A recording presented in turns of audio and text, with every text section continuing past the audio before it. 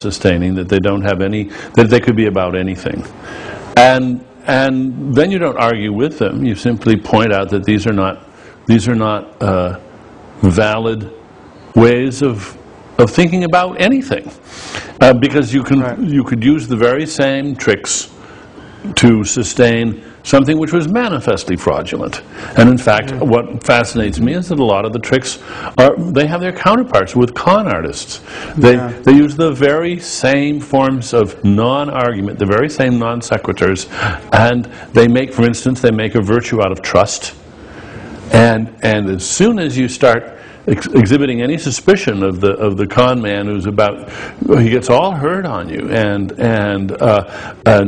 plays the hurt feelings card, and reminds you how wonderful taking it on faith is, and how I mean, there aren't any new tricks. These tricks have evolved over. And one could add the production of bogus special effects as well, which is one of the things that completely convicts religion of being fraudulent. The belief in the miraculous. The same people will say, well, Einstein felt a spiritual force in the universe, when he said the whole point about it is there are no miracles. There are no changes in the natural order. That's the miraculous thing. They're completely cynical about claiming him. Well, the other thing worth pointing out, almost the same breath, is that these every religious person feels the same criticism of other people's faith that we do as atheists. I mean, they reject the pseudo-miracles and the pseudo-claims to certainty of others. And they see the confidence tricks in other people's faith. And they see it rather readily. You know, every Christian knows the Quran can't be the perfect word of the Creator of the universe, and anyone who thinks it is hasn't read it closely enough, and is just in this hermetically sealed discourse that isn't really being self-critical. And I think we're on very strong, we make a very strong case when we point that out, and point out also that whatever people are experiencing in church or in prayer, no matter how positive, the fact that Buddhists and Hindus and Muslims and Christians are all experiencing it proves that it can't be a matter of the divinity of Jesus or the unique sanctity of the Quran, or because there's 17 different ways of getting there. By the way, on that, a tiny point. It's not. I hope not a digression. It's useful bearing that in mind too when you get, as I did this morning on ABC News, the question, well, wouldn't you say religion did some good in the world? I mean, there were good people. You never don't get that argument. And by the way, there's no reason why one shouldn't. We say, well, yes, I have indeed heard it said that Hamas provides social services in Gaza. And I've even heard it said that Louis Farrakhan's group gets young black men in prison off drugs. I don't know if it's true. I'm willing to accept it might be. It doesn't alter the fact that the one is a militarized terrorist organization with a fanatical anti-Semitic ideology, and the second is a racist crackpot cult. And the other, I have no doubt that Scientology gets people off drugs too. But my insistence always with these people is, if you will claim it for one, you must accept it for them all.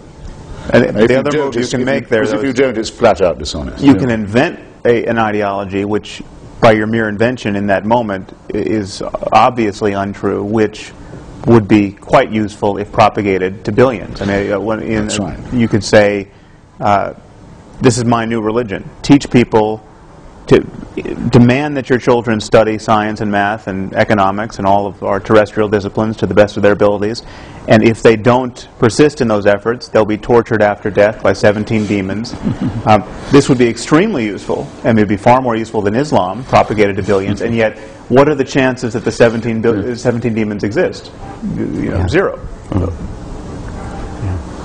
There's a slipperiness too, isn't there, about one way of speaking to sophisticated intellectuals and theologians, and another way of speaking to congregations, and above all, children. And I think all of us been accused of going after the easy targets of the Jerry Falwells of this world and ignoring the sophisticated professors of theology.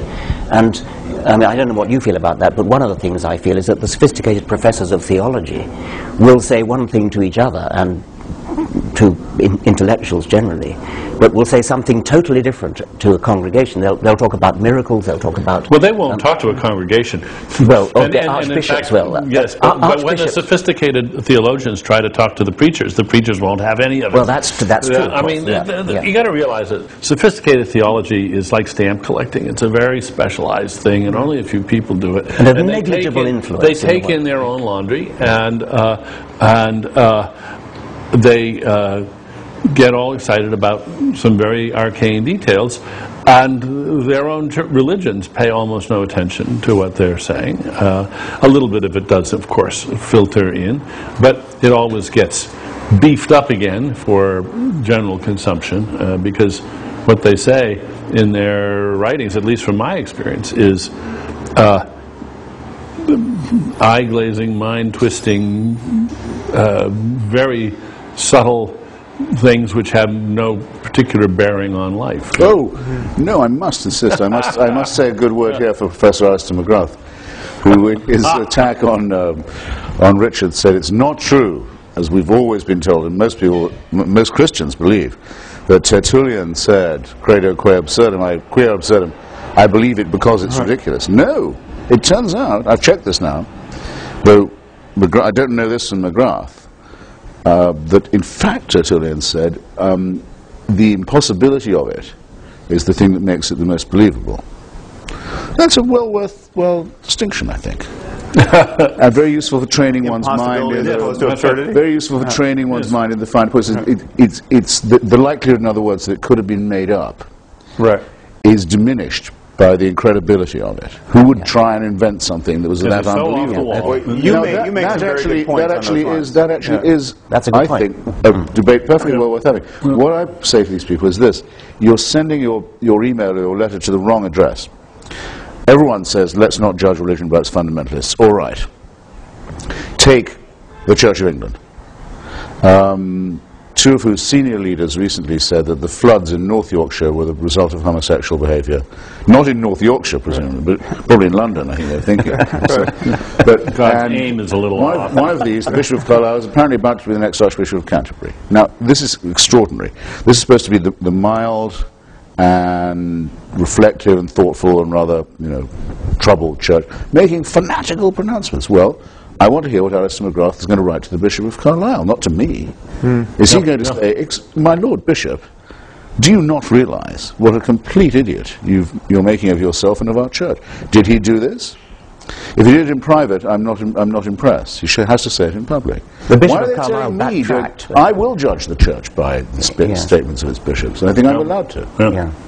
But the other thing is that, never mind about the academic theologians, bishops and vicars, who will attack us for taking scriptures, or for accusing people of taking scriptures literally. And of course we don't believe the book of Genesis literally. And yet they do preach about what Adam and Eve did, as though they did exist, as though they're somehow... It's a sort of license to talk about things which they know, and anybody of any sophistication knows is fiction, and yet they will treat their congregations, their sheep, as though they did exist, as though they were factual, and a huge number of those congregations actually think they did exist. Can you imagine any one of these preachers saying, as such a topic is introduced, this is a sort of theoretical fiction. It's not true, but it's a very fine metaphor.